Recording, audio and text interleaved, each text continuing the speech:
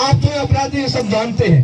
मैं यहाँ बेटे विशेषकर मेरे एससी के जो भाई है उनको जरूर कहना चाहूंगा, एससी और एसटी के लोग जो यहाँ विराजमान है, उनसे मेरा निवेदन है कि आप लोग भी हर बात पे सोच विचार करके बात करो। हमारे बीच में देखिए, समाज हर जगह नहीं होता, लोग समाज की बात करते हैं, समाज हमारा भी है, क्यों हम बिगड़ समाज के थोड़े हैं, को हमारे समाज वाले भी हमारे पीछे घूम रहे हैं। मैं अगर मेरे समाज का ठेकेदार बन के कहीं चला जाता हूँ और समाज की बात करता हूँ तो मेरे साथ समाज चलने वाला नहीं है।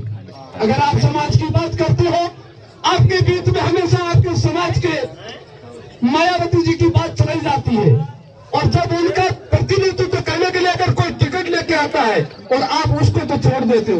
अभी एक राम सर का भाई शायद उनका एक टिकट लेके आया है और उसने भी बसपा का टिकट लेके आया है। अगर आप इनकी बात करते हो तो फिर वो भी तो बसपा से टिकट लाया है ना। आप हमेशा वो चंद्रशेखर जी की बात करते हो। चंद्रशेखर जी ने अभी आरएलपी से समझौता किया है, और आरएलपी और चंद्रशेखर जी के समझौते से इस विधानसभा क्षेत्र में हमारे पूर्व विधायक जालम सिंह जी को टिकट दी गई है। अगर आप चंद्रशेखर जी के भगत हो तो फिर उनके साथ क्यों नहीं जा रहे हो? अब बताना चाहिए ना। आप लोगों को भगवाने के लिए हाथ की बात करते हो, हमारा स्वार्थ कहाँ है वह हम ले जाते हैं। ये बात विशेष करके आप ध्यान रखो और उनको पूछो कि अगर आप समाज की बात कर रहे हो तो फिर केवल समाज की बात करो, बाकी समाजों को छोड़ दो। और अगर बाकी समाजों के साथ रहना है तो फिर केवल एक समाज की बात मत करो।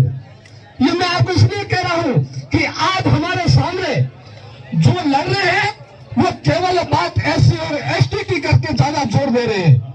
आप लोग उन्हें जवाब दीजिए और आप ये साबित कर दीजिए कि हम किसी के पीछे नहीं है, हम 36 कौम के साथ है, हम लोग उसी के साथ है।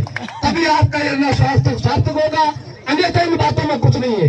कांग्रेस पार्टी की बात कर रहे हैं, भाई फतेह मोहम्मद जी ने फॉर्म भरा है, वो उनकी मर्जी है, अच्छी बात है। मैं ये कह रहा हूँ, एक तरफ तो अपन कह रहे हैं कि हमने 34 साल इस पार्टी की सेवा की है, और आज जब पार्टी की जरूरत पड़ी, हमारे बीच में इस पार्टी के बुजुर्ग जिन्होंने पूरी जिंदगी इसमें लगा दी, उनकी जरूरत पड़ी और हम सामने चले गए, तो काय की सेवा आपने की है? हमने केवल हमारे स्वार्थ के लिए की है। हमने हमारा स्वार्थ निकला, हमने कांग्रेस को छोड़ दिया, हमने 85 साल के आदमी को छोड़ दिया। अगर वो व्यक्ति इतने आदमी को छोड़ सकता है तो मैं आपको ईमानदारी से कह सकता हूं कि आपको भी वो बीच में कहीं छोड़ देगा, कहीं पता ही नहीं लगेगा। इस बात पर ध्यान कीजिए कि हमारे साथ इतने साल रह करके इस व्यक्ति ने हमारा क्या क्या काम किया है, इस बात को ध्यान रखिए। अभी मेरे से पूर्व वक्ता कह रहे थे कि हमारी पोलिंग बताती है। मैं आपको पिछले इलेक्शन की बात करता हूँ, जिस पोलिंग से अमीन साहब ने उस पोलिंग का पूरा ध्यान रखा है, जहां आपने उनका ध्यान रखा था उससे उन्होंने 4 गुना आपका ध्यान रखा है, आगे भी रखेंगे। मुझे पूरी उम्मीद है कि आप आने वाली 25 तारीख तक अपना ये रोष, ये उत्साह इसी तरह बरकरार रखते हुए 25 तारीख के दिन इससे चुगना ये होश रखते हुए अमीन साहब को विजयी करेंगे। धन्यवाद। बहुत बहुत धन्यवाद भाई जोगेंद्र जी।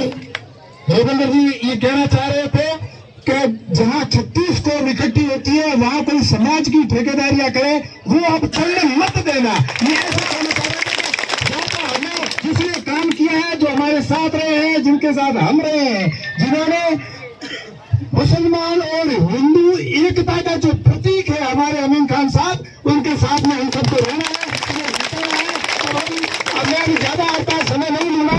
अभी भाई सभी जामिल जो हमारे लास्ट वक्ता है उनके बाद में मैं अमीन साहब का भाषण कराऊंगा, फिर आप सबसे निवेदन करूंगा कि आप भोजन करें, भोजन करके बराए और इस संकल्प के साथ बराए कि अमीन खान साहब जिंदाबाद के नारे हम लगाए।